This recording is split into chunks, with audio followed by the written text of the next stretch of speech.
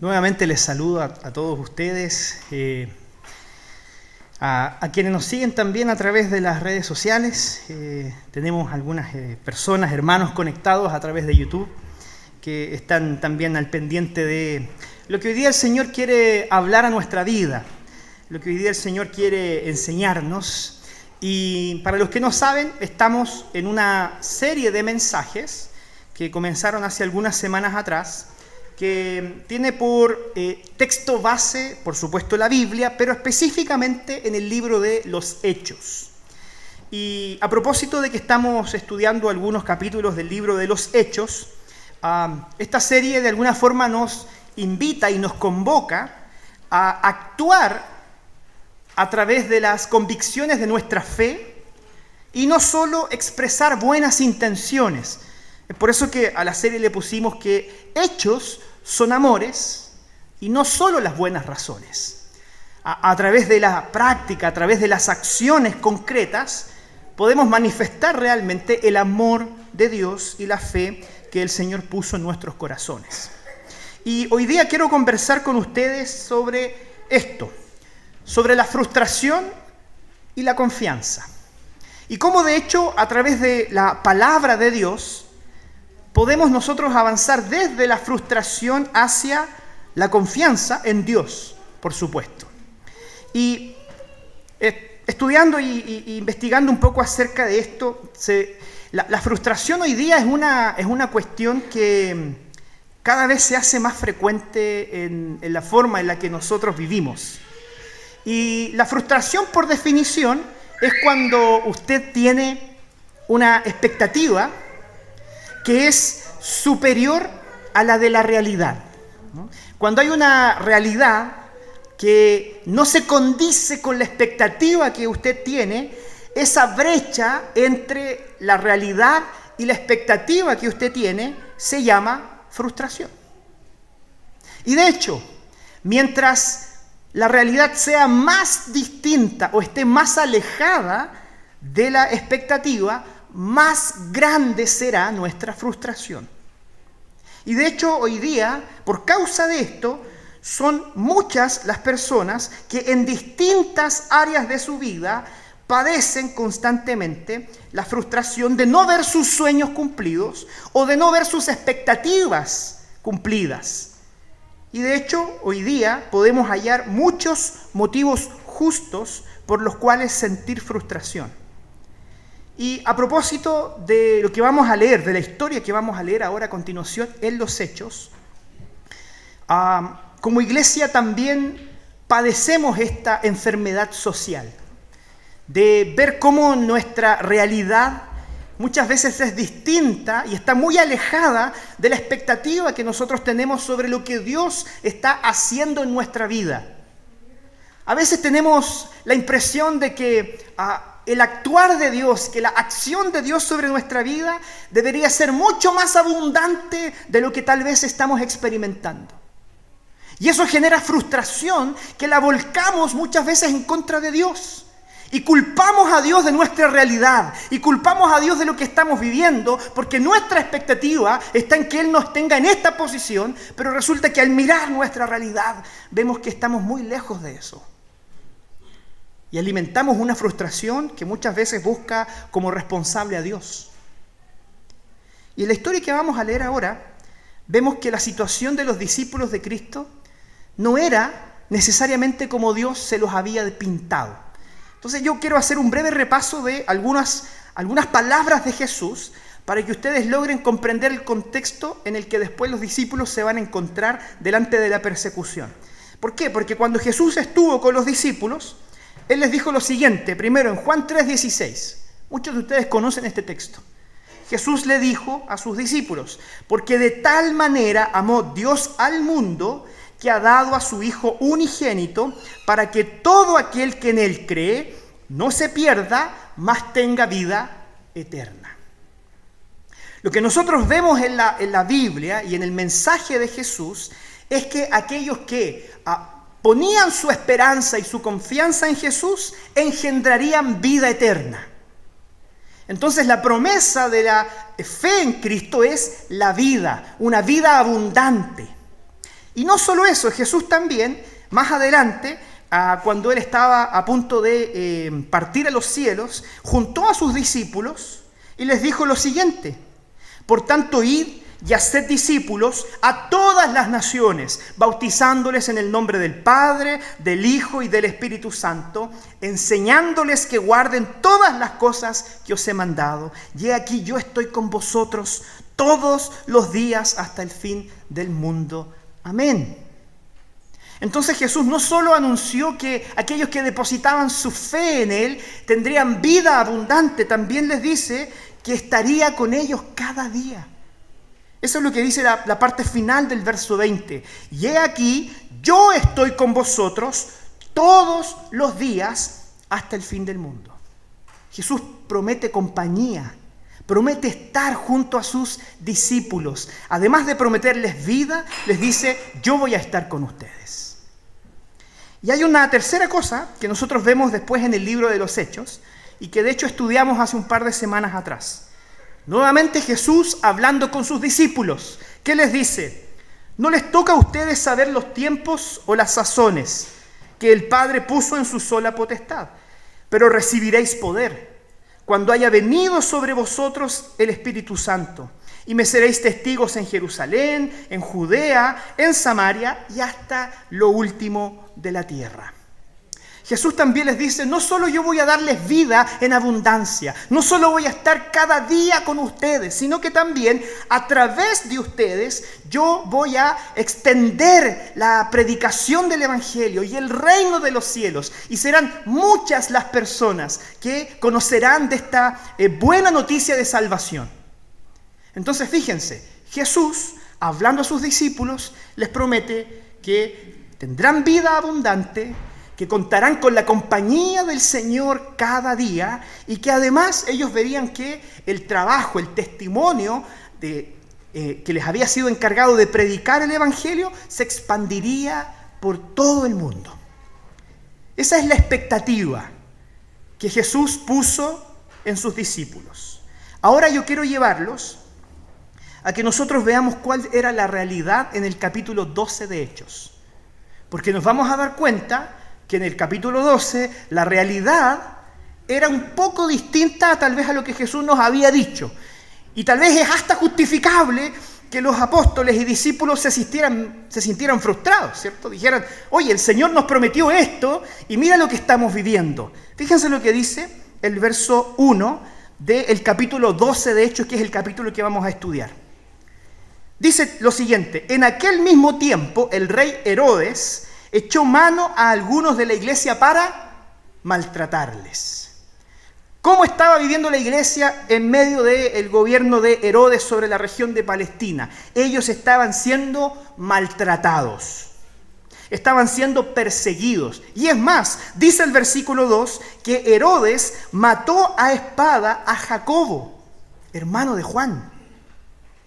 Es decir, esa promesa de vida en abundancia parece ser que no se estaba cumpliendo, porque lo que los discípulos estaban cosechando por causa de la predicación del Evangelio era muerte. Nos están matando. Y Herodes, viendo que esto había agradado a los judíos, porque los judíos no tenían simpatía por los cristianos, procedió también a prender a Pedro. Entonces, eran los días de los panes sin levadura, que era una fiesta judía, en donde no se podía procesar a ninguna persona. Entonces, acompáñenme en este razonamiento.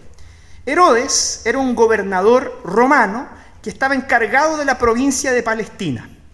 Y cuando él se da cuenta que los judíos tenían cierta simpatía con él porque él perseguía a los cristianos, él, como un buen político, dijo: voy a seguir haciendo lo que hace que yo suba en las encuestas. Voy a seguir persiguiendo cristianos, porque cada vez que mato a un cristiano, eso hace que al día siguiente, ¿cierto?, el lunes siguiente, los resultados de las encuestas arrojen mi popularidad por los cielos. Entonces él se propuso como agenda perseguir a los cristianos y hacer que el cristianismo desapareciera. Herodes era un político y por lo tanto sus intereses no eran religiosos. Él no sentía una animadversión por los cristianos, por el Dios que predicaban. Él solamente tenía una estrategia política para ganar más votos, entre comillas, porque nadie votaba en esa época, sino que para tener una región gobernada con mayor tranquilidad y que no hubiesen movimientos revolucionarios ni nada de esas cosas. Entonces, como le resultó matar a Jacobo, que era hermano de Juan, fue detrás de Pedro, que era la cabeza, era el pastor principal de la iglesia de Jerusalén. Pero justo lo pilló en una época en la que los judíos no permitían que se emitiera juicios condenatorios sobre nadie. Era la fiesta de los panes sin levadura, que es una fiesta judía. Así que él tuvo que mantener encerrado a Pedro hasta que la fiesta terminara, para después de eso poder condenarlo y probablemente matarlo. Entonces, ¿qué es lo que nosotros vemos después? Que cuando tomó preso a Pedro, lo puso en la cárcel, entregándole a 4 grupos de 4 soldados cada uno, para que lo custodiasen. Y se proponía sacarle al pueblo después de la Pascua, así que Pedro estaba custodiado en la cárcel. Y aquí está la respuesta de la iglesia. Pero la iglesia hacía sin cesar oración a Dios por él. Hay 2 cosas que me llaman profundamente la atención de esto. En primer lugar, vemos que Pedro había sido puesto bajo mucha protección. Habían 4 grupos de 4 guardias que se turnaban para cuidar de él. No era un reo cualquiera. Probablemente él estaba preso en una fortaleza que se llamaba Antonia en aquel momento, que era una fortaleza que podríamos tal vez calificarla como una cárcel de alta seguridad, donde era muy difícil escapar y donde estaban los presos más peligrosos y a los que debía vigilarse con más celo. Ahí estaba Pedro. Y lo que nosotros vemos es que esta protección tenía que ver con antecedentes que el mismo Herodes manejaba. Porque él dijo, bueno, él es seguidor de Jesús, que hizo cosas bastante extraordinarias. Y el propio Pedro anteriormente ya había sido librado de la cárcel. Así que había muchas posibilidades de que algo fuera de lo ordinario ocurriera con él. Así que Herodes, tomando recaudos sobre eso, puso una guardia muy intensa sobre él. Y mientras él estaba encerrado, probablemente muy convencido de que si el juicio se concretaba, él iba a ser asesinado, él iba a morir, tal cual ya había ocurrido con Jacobo, la iglesia lo que hacía era orar a Dios e interceder por él. Y esta es una primera cosa que nosotros aprendemos de este texto bíblico. ¿Cómo nosotros podemos lidiar con la frustración de ver que nuestra realidad es distinta a las expectativas que teníamos? ¿Cómo poder lidiar con la angustia de saber que iban a matar a uno de los nuestros, sabiendo que Jesús nos había prometido compañía y vida en abundancia? Y lo que nosotros vemos en el texto es que la iglesia en aquel momento perseveraba en orar, y orar es hablar con Dios. La iglesia comenzó a hablar con Dios. Ellos quisieron lidiar con la frustración del escenario en el cual se encontraban, hablando con Dios. Y fíjense que en ese periodo de ansiedad que nos produce la frustración, ese periodo en el que nosotros a veces perdemos el sueño y no logramos conciliar ni logramos dormir, en ese periodo en que empezamos a comernos las uñas de nerviosismo, en ese periodo en el cual empezamos a quejarnos con otros porque nuestro humor se vuelve un poco denso y no queremos que nadie nos moleste porque estamos atravesando por una tormenta en nuestra mente y en nuestro corazón. Hacemos muchas cosas para lidiar con nuestra frustración y con la ansiedad que eso nos provoca, pero nos olvidamos de hacer algo que la Biblia nos dice que es fundamental: hablar con Dios. Hablar con Dios. A veces vamos a pedir consejo o vamos al médico para que nos recete algún medicamento para dormir o algún ansiolítico o tratamos de buscar formas de conservar la calma, pero pareciera ser que esta opción de ir a hablar con Dios no está dentro de las alternativas. Y lo que nosotros vemos es que delante de una frustración tremenda que sentía la iglesia en aquel momento, porque estaban viviendo una realidad muy distinta a la que ellos se imaginaron, no se olvidaron de Dios. No culparon a Dios. No dijeron, esto es responsabilidad tuya. Esto es por causa de lo que tú has hecho en nosotros. Al contrario, ellos efectivamente atribuían las condiciones en las que vivían a la gran oposición que se había levantado. Pero sabían y entendían que la única verdadera esperanza para atravesar esos momentos de angustia, frustración y ansiedad estaban en Dios. Que Él era el único que podía hacer algo. Cuando ellos estaban en una situación absoluta de vulnerabilidad, estaban con manos atadas porque no podían ir a sacar a Pedro de la cárcel, no tenían condiciones para hacerlo, lo único que les quedó fue buscar a Dios y hablar con Él. Cuando todas las puertas se cierran, cuando todas las opciones parecen estar bloqueadas, siempre hay una puerta abierta para ti y para mí, que es la puerta del Señor. Dios siempre tiene sus brazos abiertos para recibirte, aun cuando tú no quieras verlo, aun cuando incluso a veces tú quieras responsabilizar a Dios por lo que estás viviendo. Él abre sus brazos y te dice, ¿estás cansado? ¿Estás cargado? Ven a mí, yo puedo hacerte descansar. Hablar con Dios fue la forma que la iglesia encontró para lidiar con la frustración de vivir una realidad que no se condecía con lo que ellos habían escuchado de Jesús.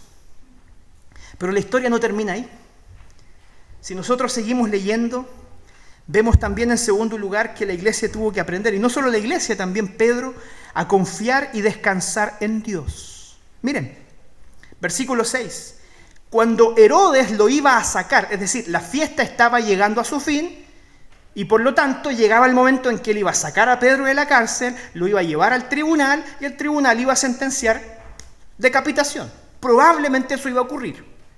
Entonces, cuando Herodes estaba a punto de sacarlo, aquella misma noche, fíjense lo que estaba haciendo Pedro, durmiendo entre dos soldados, sujeto con dos cadenas, y los guardas delante de la puerta custodiaban la cárcel. Imagínense esta imagen.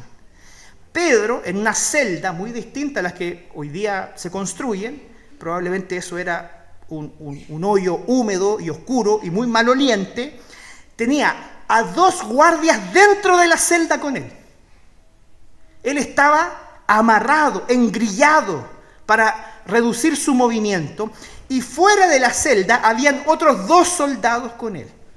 Él estaba en un lugar probablemente muy incómodo, custodiado por 4 personas, amarrado, probablemente cansado, hambriento, con la expectativa de que al día siguiente él iba a ser juzgado para ser ejecutado. ¿Y qué estaba haciendo Pedro? Estaba durmiendo. ¿Usted dormiría la noche anterior a su ejecución injusta? Él estaba durmiendo. Esto es una especulación mía, no lo dice el texto, pero capaz que hasta plácidamente, descansando. Entonces la pregunta es, ¿cómo es posible esto? ¿Cómo es posible que un hombre como Pedro, con lo apasionado que él era, porque por lo que sabemos, estuviera la noche previa a ser asesinado, a ser muerto, en una celda oscura, incómoda, custodiado y amarrado, haya sido capaz de quedarse dormido? Nosotros vemos a Pedro descansando y durmiendo porque confiaba en el Señor. Él había decidido confiar en el Señor. Y acá yo les traigo una historia para que ustedes vean cómo el Señor es capaz de cambiar el corazón de un hombre. ¿Ustedes se acuerdan cuando Jesús toma un barco con sus discípulos después de un día muy intenso de trabajo para Jesús, y Él decide echarse una siesta? Yo voy a aprovechar el viaje a través del lago para dormir. Y los discípulos entonces empezaron a preparar todo para el viaje y cruzar el mar de Galilea, como le llamaban ellos al lago. Y resulta que en medio de este lago, que era, de hecho le decían mar de Galilea porque era un lago muy grande, empezó a correr mucho viento. y había olas grandes que empezaron a cubrir el barco y el barco empezó a tambalear y los discípulos empezaron a sentirse un poco ansiosos. ¿Y qué estaba haciendo Jesús? Durmiendo. La Biblia dice que Jesús estaba durmiendo. Y cuando los discípulos dijeron, oye, ¿qué hacemos? Estamos a punto de darnos vuelta, vamos a morir acá. Dice que los discípulos fueron donde Jesús y le dijeron, Maestro, ¿no te preocupa que nosotros padezcamos y que naufraguemos en este viaje? Y Jesús despierta y les dice, hombres de poca fe. A mí siempre me ha llamado la atención esa frase. Hombres de poca fe. ¿Por qué me llama la atención? Porque muchos de estos hombres dejaron sus trabajos para seguir a Jesús. Se requiere una firme convicción para eso, ¿no? O sea, ellos creían en Jesús. Pero Jesús les dice, hombres de poca fe. Entonces yo creo que Pedro pasó de ser un hombre temeroso que en medio de las situaciones y las angustias de la vida no confiaba en el Señor, a ser un hombre que la noche antes de morir era capaz de conciliar el sueño, confiando en lo que el Señor haría en su vida. Vean la comparación. En la tempestad, Pedro desesperado, diciendo, Señor, vamos a morir, despierta, haz algo. A llegar un momento en que en la noche antes de ser asesinado, él pudiera conciliar el sueño tal como Jesús en la barca. ¿Qué cambió? ¿Qué hubo distinto entre el Pedro de la tempestad y el Pedro de la cárcel? Que él aprendió a confiar y descansar en el Señor, a saber que el Señor tiene todo resuelto, porque el Señor se lo había demostrado. Jesús se levantó en medio de la tormenta y él hizo callar a las olas, hizo callar al viento, y todas las olas inmediatamente aquietaron. El viento se detuvo.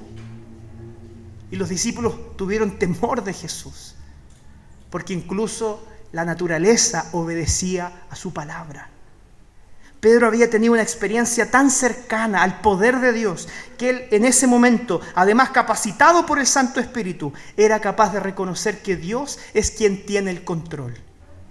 Y que todo lo que Él hace en nuestra vida, para quienes somos hijos suyos, hay un propósito santo, justo y bueno.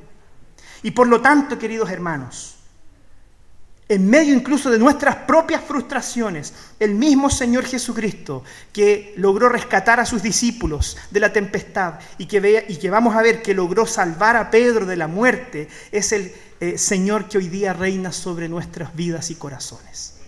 Y que nuestras frustraciones y que aquellas incomodidades, nuestras ansiedades del presente pueden ser depositadas sobre Jesús con la confianza de saber que Él tiene todo bajo control. No hay nada en tu vida que ocurra sin que Dios para eso tenga un santo propósito. El Señor nos pide, confía en mí. ¿Sabes por qué? Porque si tú lograras ver tu vida como una barca que va atravesando el mar, Jesús está en esa barca. Si tú has abrazado por la fe a Cristo Jesús, Él está en tu barca. Él está navegando junto a ti y nada te dará vuelta. El Señor no va a permitir que tú perezcas, que tu vida naufragie. Él está contigo. Y Él va a calmar la tempestad, porque Él prometió estar con nosotros, incluso en medio de la tempestad, incluso en medio de las dificultades, Él prometió estar con nosotros. Así es como sigue la historia. No lo quise poner en el PowerPoint porque era muy largo, así que se lo voy a leer para que usted preste mucha atención. Después de que vemos a Pedro amarrado, ¿cierto?, con 4 guardias, dice el texto bíblico que, no tengo acá,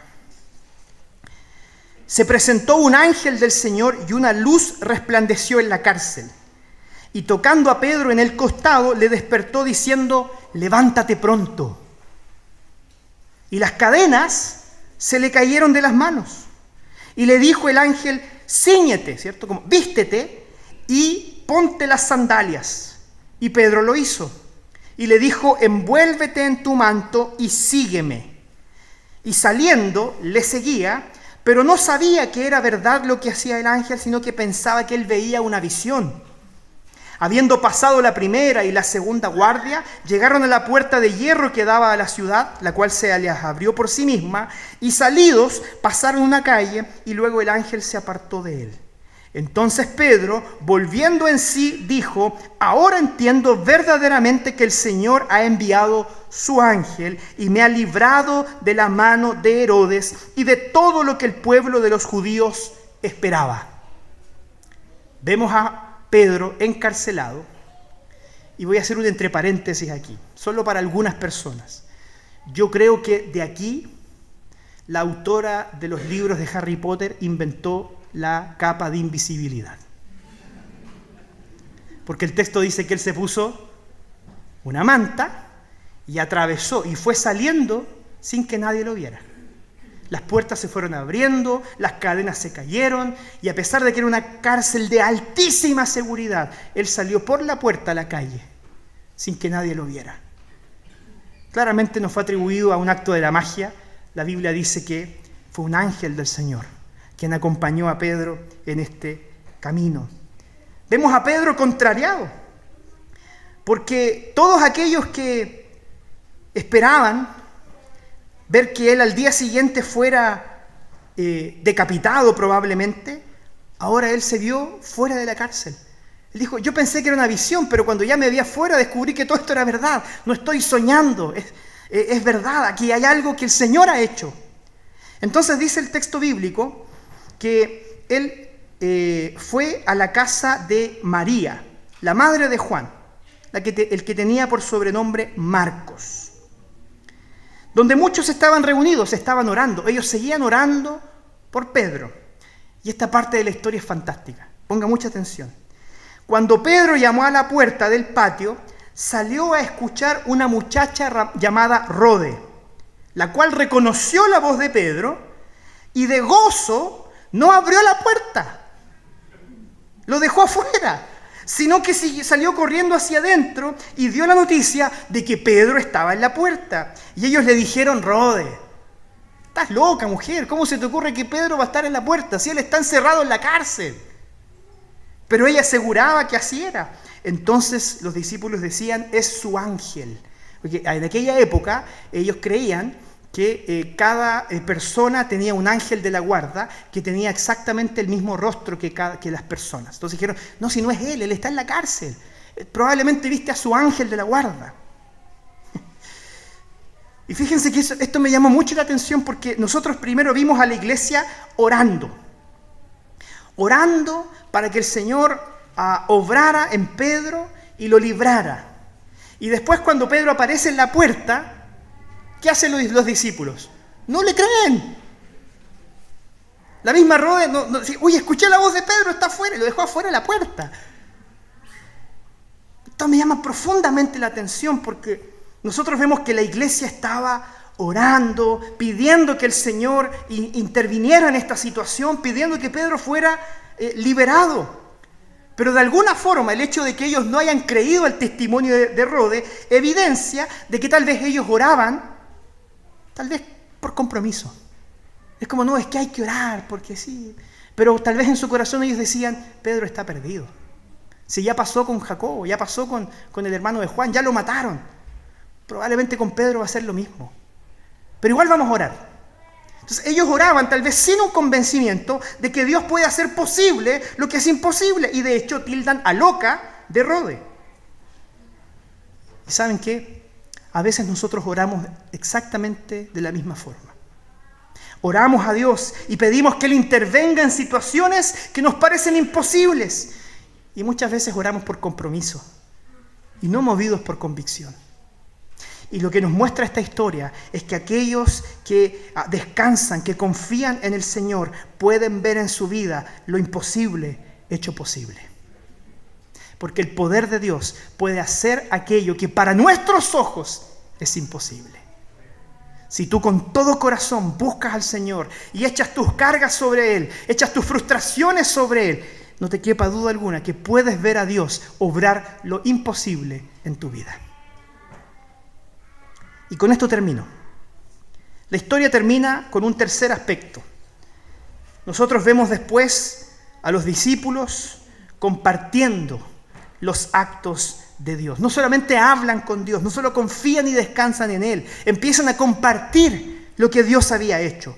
Así dice el verso 16 de este capítulo. Pedro persistía en llamar porque no le abrieron la puerta, lo dejaron afuera. Y cuando los discípulos abrieron y le vieron, se quedaron atónitos. Pero él, haciéndoles con la mano señal de que se callasen, porque probablemente también decía, oye, no vayan a descubrir que yo salí de la cárcel, les contó cómo el Señor les había sacado de la cárcel y dijo, haced saber esto a Jacobo y a los hermanos. Y luego él salió y se fue a otro lugar. Nosotros vemos cómo a través del testimonio de Pedro la iglesia logra ver el amor y el cuidado de Dios. Y esto es algo que Pedro no dice que se lo guarden para ellos. Le dice a la gente que estaba en aquella casa, hagan saber de esto a Jacobo y a los hermanos. Cuenten la noticia de que el Señor me libró de la cárcel y que yo tenía una muerte segura y que el día de mañana Herodes va a ir a la cárcel y no va a encontrar a nadie porque yo ya no estoy allí. Y le dice, comparte estos actos. Y luego dice que fue el día, cuando llegó el día del juicio, hubo no poco alboroto. A mí me encanta a veces la Reina Valera con estos eufemismos que ocupa, ¿no? ¿Qué la escoba? ¿Qué la escoba? Sí, imagínense, se les escapó un preso de la cárcel de alta seguridad. Esto es una noticia que se esparció por todos lados. Entre los soldados había gran alboroto. ¿Dónde está Pedro? Se nos perdió. Mas Herodes, haciéndole buscar sin hallarle, después de interrogar a los guardias, ordenó que los llevaran a la muerte. Herodes dijo, hoy día alguien tiene que morir. Si Pedro no está, los guardias van a morir. Porque de hecho eso era ley en aquella época. Si un guardia perdía a un preso, ese guardia moría en lugar del preso. Y después dice que descendió de Judea a Cesarea y se quedó allí, ¿cierto? Está hablando de Herodes. Y esta parte es interesante, pero vamos a pasar muy por encimita de ella. Porque después ahora la historia nos muestra qué hace Herodes. Y dice que Herodes estaba enojado contra los de Tiro y de Sidón, pero ellos vinieron de acuerdo ante él y sobornado Blasto, que era camarero mayor del rey, pedían paz, porque su territorio era abastecido por el del rey. Y un día señalado, Herodes, vestido de ropas reales, se sentó en el tribunal y les arengó. Y el pueblo aclamaba gritando, voz de Dios y no de hombre. Esto tiene que ver con la agenda política de Herodes. Él estaba en Jerusalén porque quería congraciarse con los judíos para aumentar su popularidad, matando a uno de aquellos que ellos odiaban. No lo consiguió. Así que él viajó desde Jerusalén a una región que se llama Cesarea, en donde se reunió con las autoridades de dos ciudades que tampoco le tenían mucho cariño a Herodes, que era Tiro y Sidón. Y para hacerles el cuento corto, esto no sale en la Biblia, pero los historiadores coinciden que Herodes llegó como una especie de conferencia económica entre estas ciudades, y él llegó vestido de ropas, pero así resplandecientes. Llegó vestido de todo su ropaje real, brillaba mucho, llamaba mucho la atención. Y él dice que se paró delante de las autoridades de Tiro y de Sidón y le puso los puntos sobre las íes. Y acá la Biblia dice que les arengó, ¿no? Pero ahí dice que él se mandó un discurso político de esos que envalentonan a cualquiera. Y de hecho fue tanta la admiración que produjo Herodes por su discurso que la gente le decía, este no es un hombre, esta es la voz de Dios. Vamos a seguirle, vamos a hacer lo que él dice. Y esto es lo que acontece a continuación. Inmediatamente dice que un ángel del Señor le hirió, por cuanto no dio gloria a Dios y expiró comido de gusanos. Con esto quiero terminar.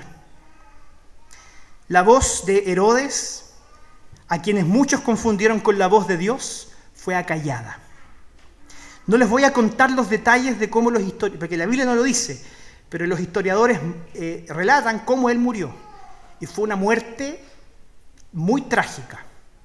Fue una muerte como de película de terror. Después usted lo voy a dejar con eso ahí. Entonces usted va a llegar a su casa y va a googlear cómo murió el rey Herodes. Léalo, es muy interesante. Entonces la Biblia dice que él, dice que expiró comido de gusanos. La muerte de Herodes él fue afectado por un mal que en aquella época no lo habían visto jamás. Y él murió de un momento a otro. ¿Por qué? Porque el texto termina diciendo que la palabra del Señor crecía y se multiplicaba. La palabra del Señor crecía y se multiplicaba. Herodes, siendo un hombre poderoso, siendo un hombre con influencia, siendo un hombre capaz de hacer así para que alguien muera, sucumbió delante del Rey de Reyes, del Señor de Señores. La agenda política de Herodes no pudo interponerse con la agenda del reino de los cielos. Y él salió perdiendo. Y así acontecerá con todos aquellos que se oponen al Evangelio. Así ha acontecido en los últimos 2000 años de existencia del cristianismo. No son pocos los que han intentado perseguir y acallar la voz de la fe. No son pocos los que han organizado quemas de Biblias para que la Biblia nunca más esté en las manos del pueblo. No son pocas las dictaduras y no son pocos los regímenes que han intentado alejar a las personas de la fe. Y la fe siempre encuentra caminos para transformar el corazón de las personas. Siempre la fe encuentra la manera de producir frutos en el corazón de aquellos que Dios escogió para salvación. Por lo tanto, cualquier intento que el mundo haga por querer oponerse a la verdad de Dios será frustrado, porque nosotros creemos en un Dios verdadero que gobierna sobre el cielo y sobre la tierra y que hará que su iglesia sea victoriosa. Y es por eso que nosotros creemos que incluso a través de las dificultades, de las frustraciones de la vida, de los momentos oscuros y las tempestades, el Señor tiene un plan más grande para nosotros. Y que ese plan para nosotros es victoria. Porque incluso aquellos que han muerto por causa de su fe, cerrando sus ojos a este mundo, los han abierto a la esperanza eterna de la vida con Cristo Jesús.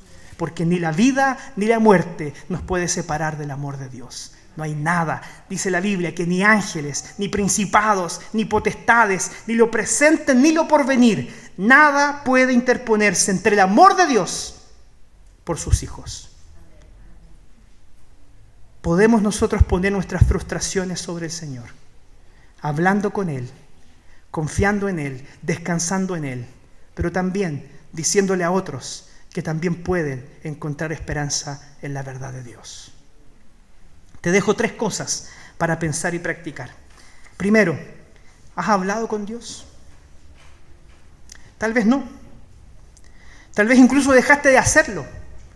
Tal vez dejaste de hablar con Dios precisamente porque atribuiste a Él la responsabilidad de las situaciones o circunstancias que estabas viviendo. Hoy día déjame darte una noticia. Si estás acá no es por casualidad.